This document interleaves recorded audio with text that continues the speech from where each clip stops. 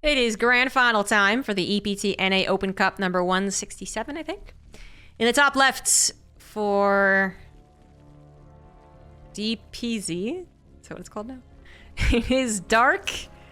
And in the bottom right, we do have Psystorm's MaxPax.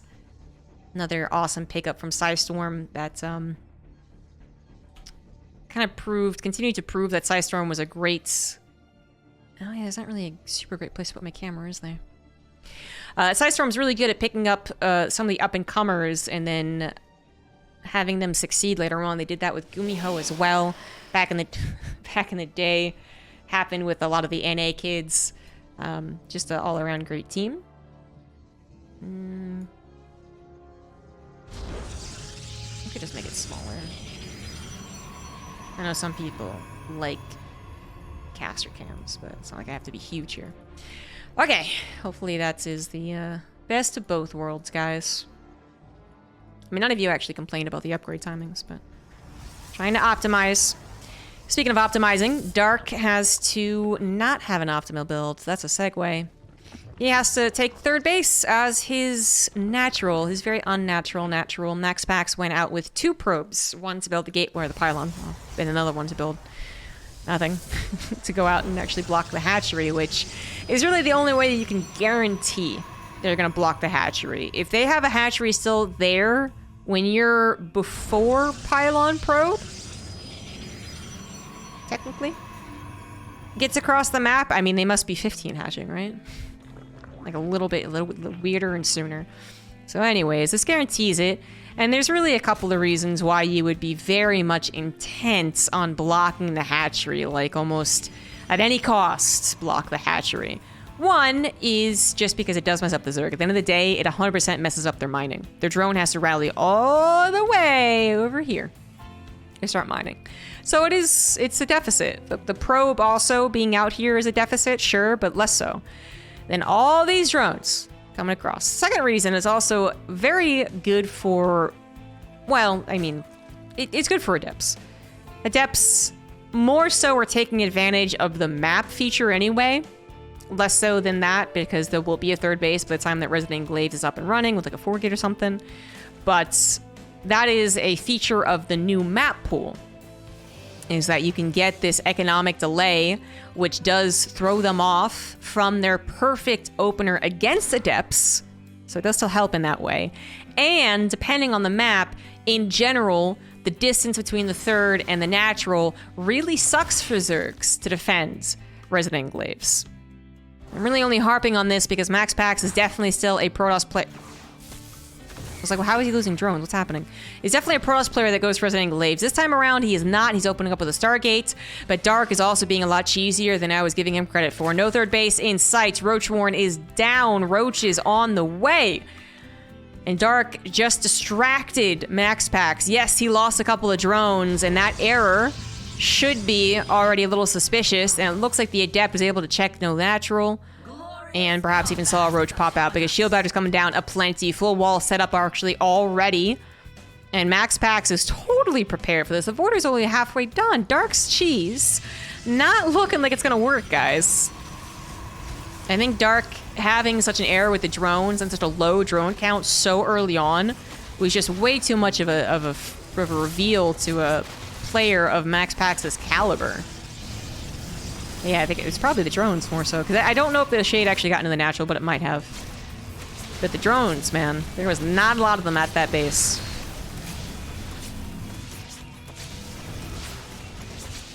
I'm actually kind of surprised Dark's still trying to break through this. This seems like the most solid setup ever. Voider doesn't even care about tanking the Corrosive Biles. It's being healed. Gateway could be healed. Gateway could be healed. Gateway could be healed. Gateway! Not gonna bother? Oh, he is. He is. I just can't. It's actually being barely not counteracted. There we go. Doesn't matter. There's a Voider. It's gonna win. There's one queen. What's it? 2 Voiders now. And Dark's like, I can do it. I can do it. No, you really can't. It's not happening. This is like fetch. It's not happening. GG. Dark. Hoping for a real foreigner move, I think. DKZ, I'm sorry, shoot. I felt like that P was wrong, damn. Anyways, yeah, I think at that point, you see that full wall off, and you see a Voider, and you see all the shield batteries, and you're just hoping that they literally... I was gonna say literally just have all their units in one place, but even then, I'm not... If all of his units got corrosive biled, plus the gateway... I guess, yeah, then maybe that would have worked. You're hoping they go full foreigner is what you were hoping for, and they did not. But Dark definitely wanted to give it the old college try. This guy actually is not stubborn. He actually has brought back some really very bad games for himself, you know. He has tenacity.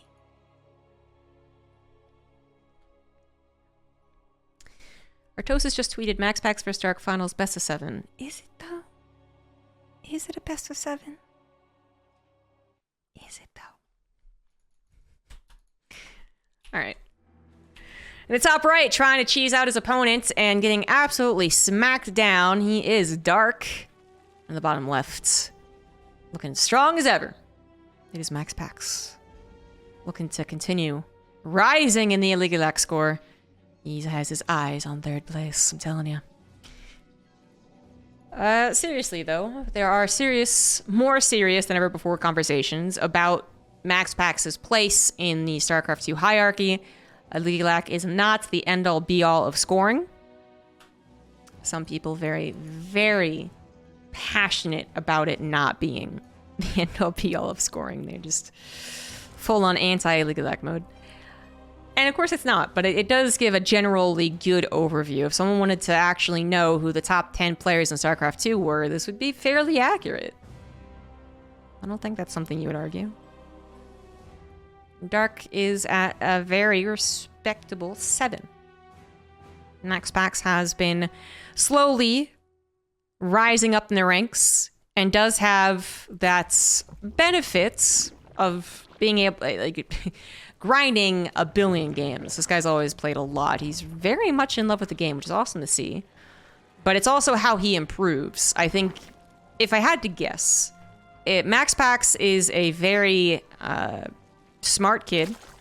So he can think of things, he can realize weaknesses. But I'm not sure he was actually exceptionally talented. And to me, talent is basically a word defining how fast you learn something. So it's not the cap to me, it's just how fast you get to a level. A 16-year-old could be a master painter, a 70-year-old could have similar skill, but they took way different times to get there. Anywho, and that's not me trying to rag on MaxPax either. I just think that his superpower is like willpower. It's his repetition. He thinks up something, he tries it a billion times, it works or it doesn't work, and then he moves on or doesn't move on. And so he plays a lot, and he perfects a lot. You see him make one mistake in one game, and he fixes it the next. And that has led him to this point in time, which it's not just because he grinds all of the low-level tournaments, which is the #1 gut reaction of the haters. It's because he plays against all these bad Europeans. I think undeniably he is one of the best players in StarCraft 2.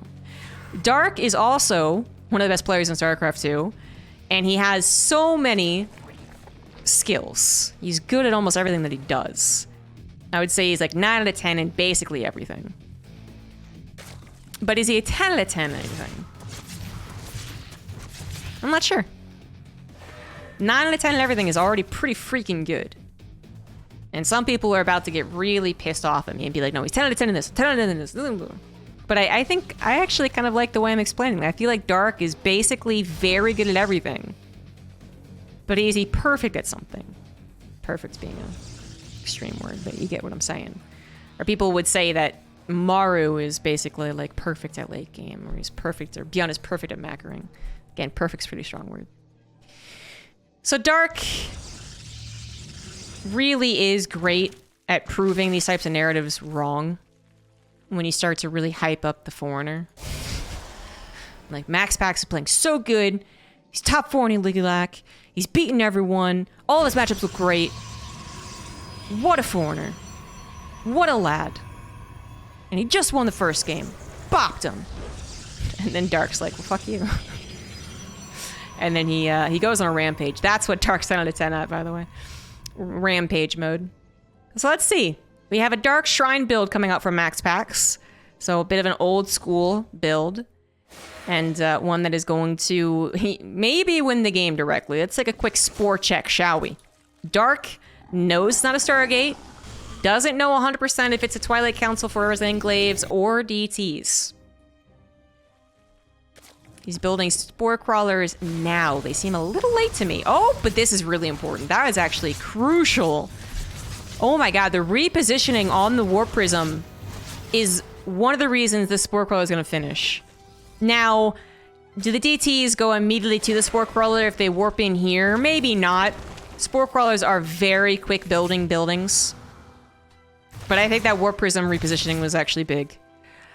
Dark, close to not having the spore crawlers ready to go, which at the very least would have caused a lot of panic. Oh, the dive. Oh, I just noticing there's not that many units. 7 units quickly become 4, however. Oh, 5. I can't count. My bad. And MaxPax has to move on to the Archon phase. He's got to go into the Archon harassment, denying creep, trying to kill queens, trying to kill drones, and making sure that there's not a gigantic Ling Roach army coming across the map, because that's the other thing that sometimes will happen. The Zerg player says, oh, thank God I didn't die to those DTs, and then they run across the map with all they have. Now, Dark is not building a big army. That's not something that MaxPax technically knows right now. Some Lings go for a bit of a run-by, but well-positioned Adepts, Shield Battery on the way, also adding some SimCity, and a Warp in, just in case that ended up being a little bit more. And MaxPax is not panicking, not recalling these Archons, and even just denied a 4th base, which is quite an annoyance for Dark here. Wanted to go after that Queen, not gonna happen. Observer now on the front lines too. Pretty much the standard now, even though the actual build is no longer standard. But most times that Observer is going to come across. Why not, right? Blink and +1 is on the way. This is something that Dark is not aware of, really, right? He doesn't know for a fact that Blink is on the way. Although these Stalkers, the number of Stalkers was just a bit of a reveal. If it was Charge Archon, it'd probably have just a couple of charge lots. Is that going to change the composition that Dark's playing? Probably not. But it is going to give him some, I think, much necessary knowledge about how to approach the battles. If you try and engage against a Stalker force that is actually prepared for you, I think the punish can be a little more brutal with their mobility compared to charge lots, which do charge, but then after they charge, they're not very mobile.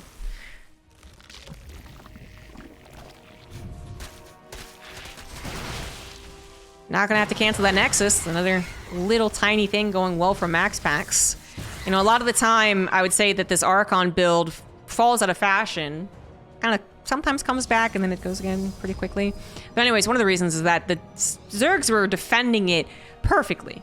They were really anticipating it. They knew the tricks, they knew the timings, and they were just like, everything's perfect. And if it's imperfect, it still does work. It's not like it's a terrible build. And in this case, I think it was imperfect just because there was a little bit of panic. Dark had to respect the actual DT damage over at that 3rd base for a little while. Not the biggest of things, but it does turn a flawless game, which we have seen against the Archon drop opener, where the Protoss is literally doing nothing, into an imperfect one. And MaxPax is expanding and macroing quite well behind this. Supply is really not that bad, actually. In a way, I kind of favor it for MaxPax. 20 supply down in a ZvP. Protoss are pretty comfortable there. And the 4th base is up and running. Static defense is up and running. War Prism is still up and running with the Archon to go for harassment. Dark's going to be under a lot of pressure. Now keep in mind, both of them playing from across the world. So this, I don't know what server this actually is on, by the way. Oh, I guess oh no, that was the wrong button. Western, so it is favoring Dark. Son of a bitch. But MaxPax is still trying his best to macro. Ugh, hotkeys, too hard for me. Still trying his best to micro, and it is working out really well. He's microing the Warp Prison, he's microing the Stalkers, and it's not so much about doing direct damage. There was very little like, oh, big money shots, big drone kills. But there was a lot of keeping Dark at home and keeping him suppressed, keeping the creep spread back, keeping him off of 5th base, which actually is on the way now, but still. Keeping him constantly aware of an army on his front lines that he has to respect. So he has to keep some more of his army at home than he would want. He has to build some more army than he would want. He wants to go up to a hive or something, which he doesn't actually. But all things to keep in mind as Dark continues to not be aggressive. A position which I think he would actually prefer to be in, but has to respect the Stalker presence. MaxPax adds on the Disruptor. We know how this can be hit or miss, quite literally. And once you lose control of the situation as MaxPax, you could be in a world of hurt. You throw out the Disruptors, they don't get the shots. Your Stalkers run back, leave the Disruptors behind, suddenly you're out of AoE. And no doubt, Ling, Baneling, Roach, Ravager is a powerful composition, especially with that +2 down. Not quite, but the Baneling numbers are just there. So 14 probes go down before the Banelings are finally intercepted. And now we do have Dark finally able to breathe. MaxPax's foot finally off his chest. He's able to breathe, get up, and actually start dueling. 1 DT is being such a nuisance. Not gonna kill the hatchery by the looks of things, but what a champ. Way to go, DT. MaxPax not just going on to Disruptors, though, which again is a bit of a fragile composition. Extremely powerful when used correctly, but a bit fragile. Also add on those Archons. So full surround on this army. A full surround when there's 8 Archons. A little less, but that's not 8 Archons, it's only 2. They do tank a lot of Banelings, which was pretty much their goal. Observer barely avoids the shots, which is kind of important. You want to have that advanced scouting to get good Disruptor shots. Archons tank Banelings once again in the bottom right, which would be lovely if they didn't have to sacrifice themselves for it. Let's go! Okay, 1 Archon had to die. Dark is once again on the defense. He didn't really have a whole lot of room to start fighting back. He was trying to get up to that hive, actually. Trying to get to Vipers, which would be an easy response to the Disruptors. And MaxPax, with all this gas, 5th base on the way, could also be adding on High Templars as soon as you up to Daisy. Goodbye, High Templar. Or not. I don't know. That didn't make any sense to me. Those Banelings definitely should have killed the High Templar. But anyways, the High Templar could come in and start feedback in the Vipers, creating a bit more of a dance. But, you know, the worst case scenario for Dark here is just to be consistently on the defense. Always on the defense. Trying to get to all the answers for all the questions that MaxPax throw at him. But the questions are coming faster than he has answers. It's like, oh, no, I can answer the Disruptors. Here come the Vipers. Oh, shit, the High Templar's already here.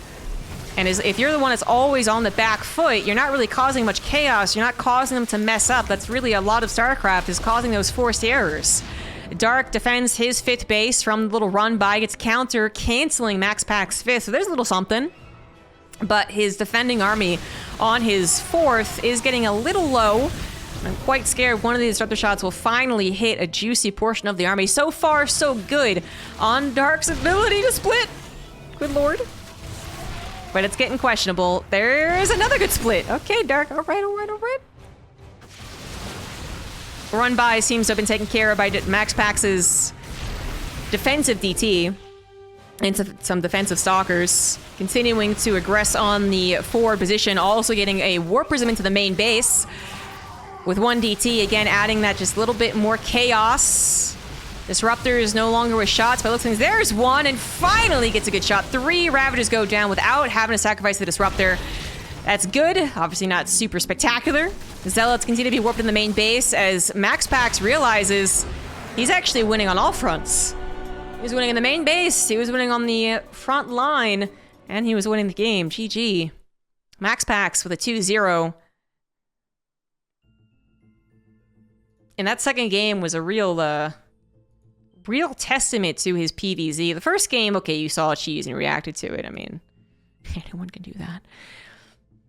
The second game, that was all mechanical PvZ. That was strong macro, strong micro, strong anticipation. Every time Dark tried to set up something, it looked like MaxPax was well aware of it. And yes, he had to respond, and it wasn't perfect. It wasn't like he wasn't taking no damage. But he was clearly responding very strong. 14 probe losses was the biggest amount when he was already on 4 bases. That's not actually that big. and then just always having his army on the front lines, usually someone would mess up at any point in time right there. You'd mess up covering your probes, 30 die, because the Banelings attack 2 Nexus. You respond to the probes, they don't die, but then your army gets overwhelmed.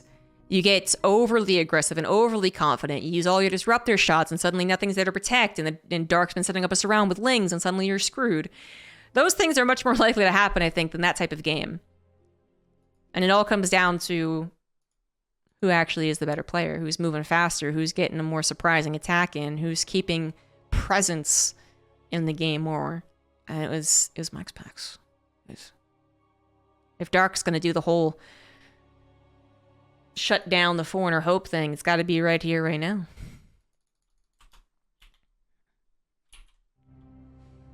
On the bottom right, on his last life, he is Dark. And on the top left, we have MaxPax. The first game did not make me giddy. I'm happy to see MaxPax do well. I am neither a hater nor a rabid fan.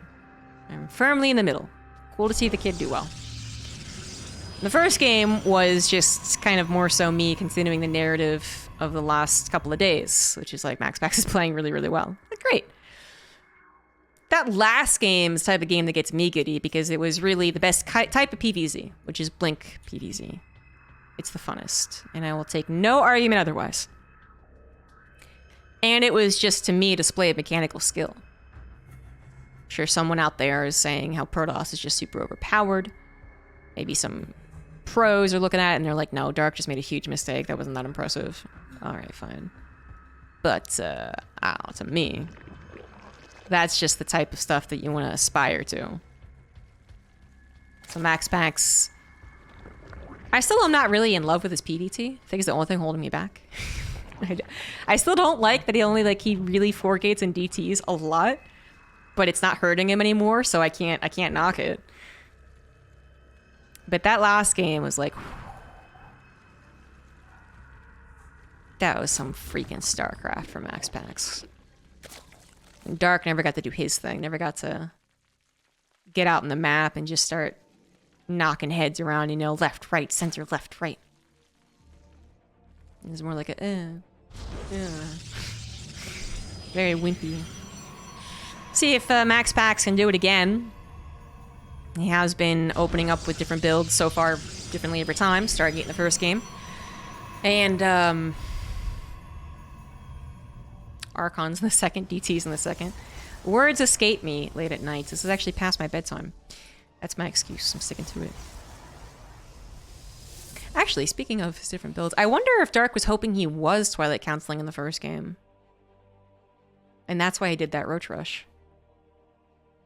Well, doesn't matter. Point is, he lost it. Now, what does MaxPax choose? So we are waiting for MaxPax. Dark clearly can cheese early on, as he did in the first game, but usually we're waiting on the Protoss technology. There it is. Stargate on the way. Overlord is going to dip in on that left side. I'm looking for the second pylon, looking for the scout. MaxPax could have put it back here, and that Overlord might not have been so ambitious as to go that far back, but it does see it before it is able to escape. No Stalker on the way anyways. Depth's there, and I don't know, building buildings do not have a lot of vision. He might not realize he's scouted, which I don't think is going to be a huge dynamic. Yeah, no, it'll be fine.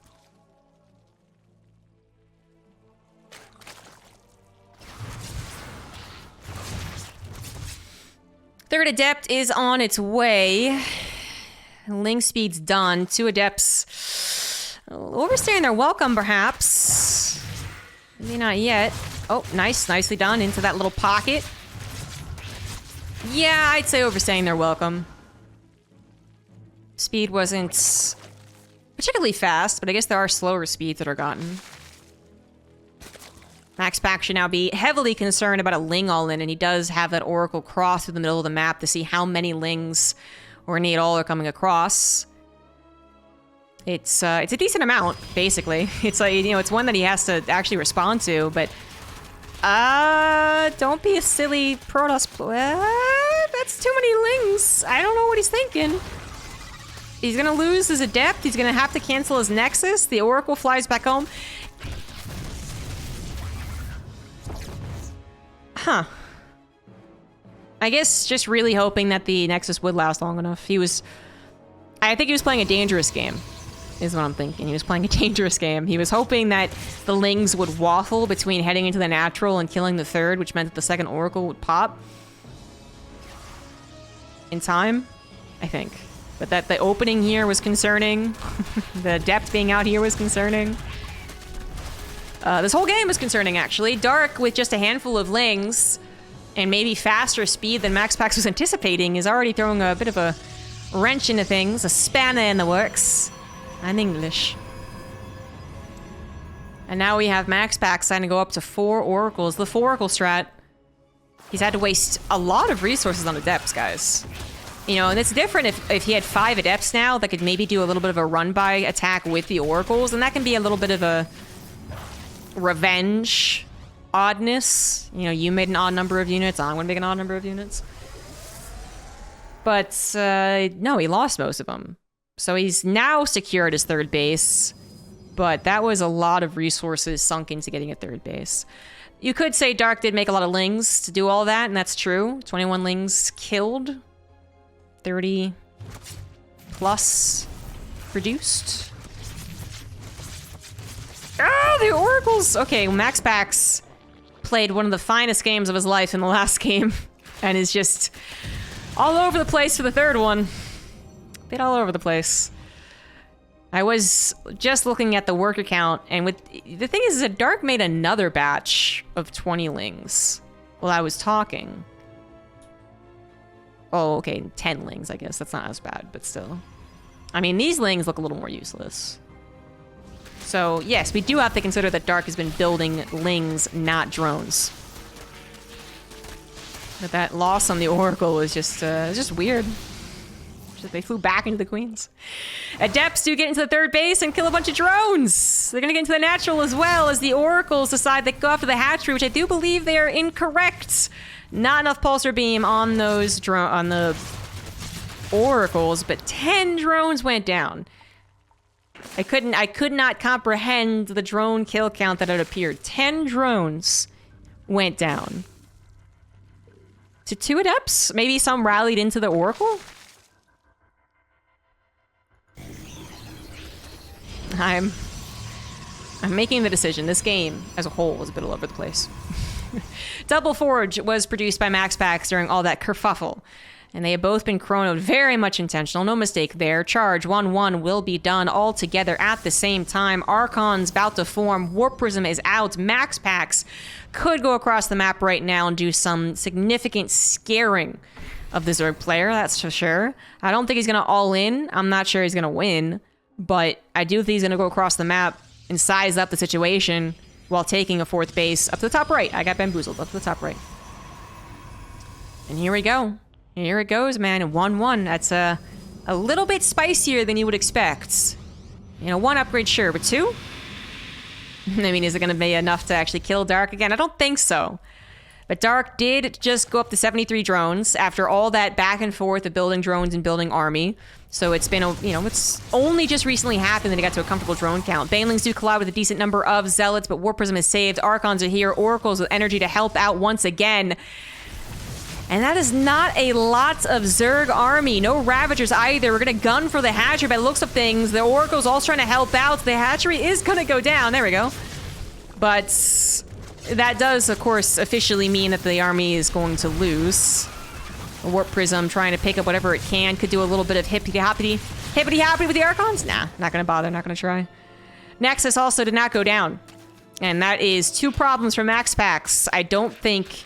If his Nexus was halfway done, I think that's fine. But now? Now I don't think so. 3 base to 3 base sounds bad for the Zerg. Okay, yeah, that's always true, but... Ooh.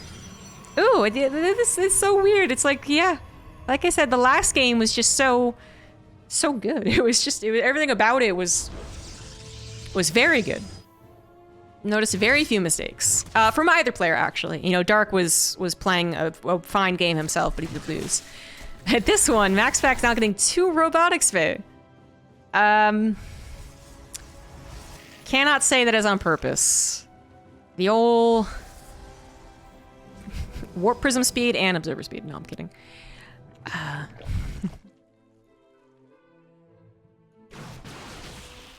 Overload drop. Taken care of. Fourth base now coming through the center of the map. This is interesting.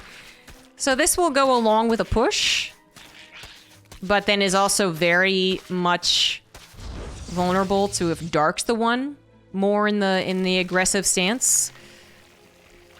So the farther away you put your base, the farther away the opponent has to like go to get it, right? But then also the farther away you have to go to defend it. True. But it is technically considered safer. You put it on this base, and it really does, I think, matter about who has gained the leads up to this point. So if the Archons and the Immortals and the Colossus are on the high ground defending this, I think that's great. If they were a little out of position, they're trying to respond to Banelings, but I guess he saw 25 probes go down. Wall is now open, which I'm a little concerned about for the future. Some Zealots dropped off on the third base of Dark. Do manage to get some drones killed, but not nearly as many as 25. 19 less, in fact. Math. MaxPax, I was really concerned that Nex was going to get popped when the army was out of position, but it does live. So, okay. Yeah. And the thing is, now that it's here, now that it's set up, now that you've actually defended it, well, now it's in your line of defense. It's in your line of aggression and your line of defense. When you move out, you can move back quicker to defend it. It's just getting it up in the first place is quite difficult to do.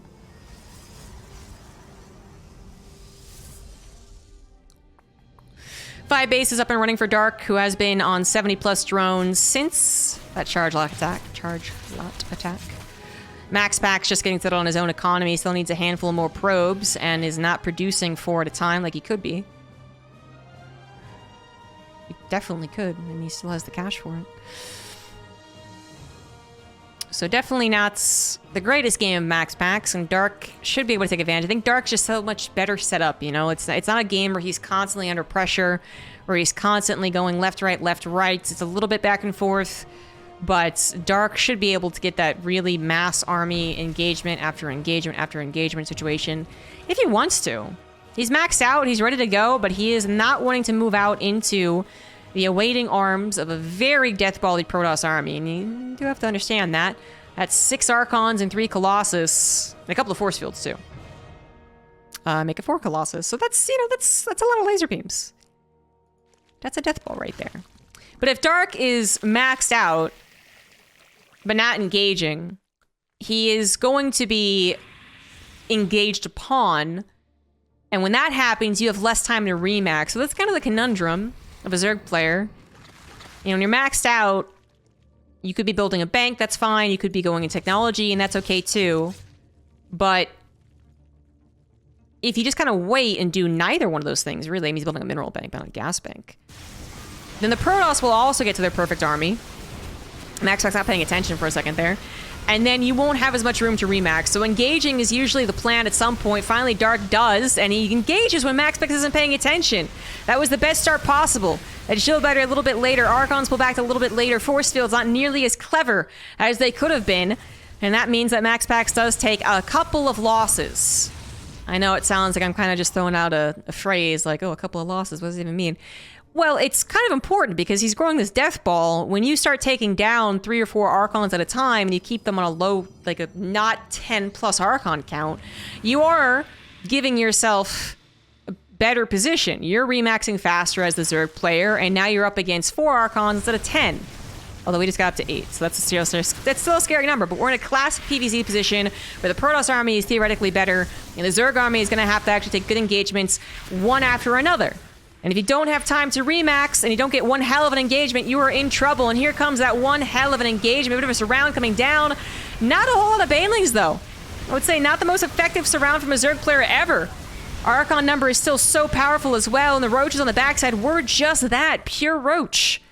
No Ravagers adding in. Again, no Banelings getting one of the better surrounds possible, but the actual burst potential of the Zerg, not as intimidating. Plus, MaxPax was on 3-2 for that. Those double upgrades kicking in. And while the overall supplies do not look super healthy for MaxPax, the army supplies are still pretty scary. 10 army supply down, but with a Protoss army versus a Zerg one, the Zerg still remaxing in terms of numbers, not remaxing in terms of quality numbers. No Banelings, very few Ravagers. We got ourselves a little bit of a base trade going on because Dark realized he's not going to be able to throw his reinforcements, his basic Ling Roach, into the meat grinder. So he's going to try and basically buy time and opt for a better situation in the future. Can he actually find it? MaxPax got that War Prism, can easily start microing these Archons and Colossus. Got a bit of a choke on his side as well. Going to use that choke because only Queens come up from behind. Zealots come from behind them. Sandwich to sandwich. War Prism gets him a safe position to both pick up and reinforce. And MaxPax is still looking at a potential 3-0. He could do it here as the Archons get a couple of last shots on the Roaches as the Zealots help do that surround. 3 Immortals still packing a punch. 1 Colossus adding in that range. And those upgrades still shining through. Dark is almost out of cash. 17 more Roaches are on the way. MaxPax has had to chill a little bit, though, giving Dark time to actually not just get 18 Roaches, but collect them together. And that is the really important thing. If this Protoss army was on top of a reinforcement path right here, for instance, it's intercepting both main and natural, that might have actually been the killing blow. But Dark would have still had these hatcheries reinforcing, might have been able to get up the ramp, get a surround of some sort. It was still very questionable, but certainly, I think without being on top of the reinforcement line, MaxPax is the one that has to disengage. He has to be the one to respect the potential of the Zerg Remax, especially because he does not know the information that we do. That Dark was actually getting quite low on the bank. His income was still consistent, though, so it wasn't that he had 2,000, but he was mining plus 2,000, per minute. So he was eventually able to regrow, to max out. He's finally adding on some more quality units as well. A couple of Ravagers being added in. It is basically all Roaches, though. Very few Lings. 3 Lings, so no Banelings. And MaxPax has moved back into a more defensive position. He's got a couple of Disruptors to add into his Death Ball, because of course. And he is trying to negate any potential surrounds. He's going to realize what's happening. Disruptor on the backside, most of the army on the left side. This Nexus wasn't the one replaced. He went for the top right, and he's going for this left side as well. So Dark could actually be misreading the situation. Disruptor on the right gets a huge shot. Oh my god, I barely saw that one out of the corner of my eye. That is going to help so damn much. I thought MaxPax is starting to lose control of his army, but he is still in control. Cannon even helping out right now. The 5th base, I was about to say, even if it was canceled, that is not totally accurate to the situation. If Dark thinks that was a 4th base, he is severely mistaken. A 4th base has been mining for the last couple of minutes. Zealots in the main base and the 3rd base once again going to draw back some of the reinforcements, and suddenly the supplies now in favor of MaxPax. He has the number and he has the quality. I think he's going to do it, guys. If that really was his 4th base, he's probably at, what, 125 supply against 160, which is still kind of a iffy place for the Zerg to be. But certainly more contention there. But an even supply, I can tell you what army wins this. Again, unless Dark gets one hell of an engagement, but he has not been able to get that so far. Loses a very crucial hatchery, 15 drones with it as well. Going to take out 1 Archon, but still lose a handful of his own army, which he is not able to replace super quickly. And again, the situation is not as he sees it. It's not true. He doesn't know about this 4th base. He might eventually figure it out. He might be like, what the hell? How much bank did you have? What is going on here? But it's going to be too late. It's already too late. It is already too late. Dark needs to get better than a full surround. I'm not even sure that'll cut it. That is such a strong Protoss army. Maybe if he'd have to, like, put the Banelings into the pocket here and then slowly pick off the Archons with range Ravagers, Like, that little micro war. And then Zealots is still issue 2. Dark goes for a bit of a run-by with the Banelings, takes care of what few probes are on that 3rd base anyways. That's not really where the mining's coming in from, man. My dude. Zealots do get destroyed on the left side, but they probably took a cost-efficient engagement. And that is it. MaxPax has done it.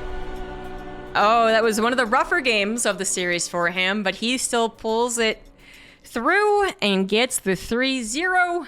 GG's MaxPax on a absolute tear in this last week. GG's.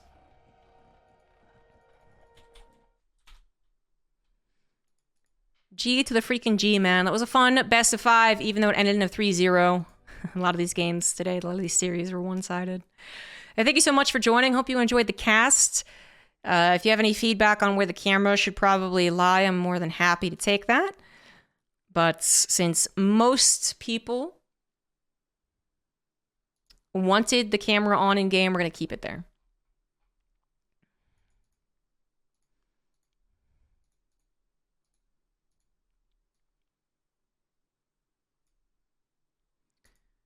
And that is it. Unless Artosis is right and it actually was a best of 7.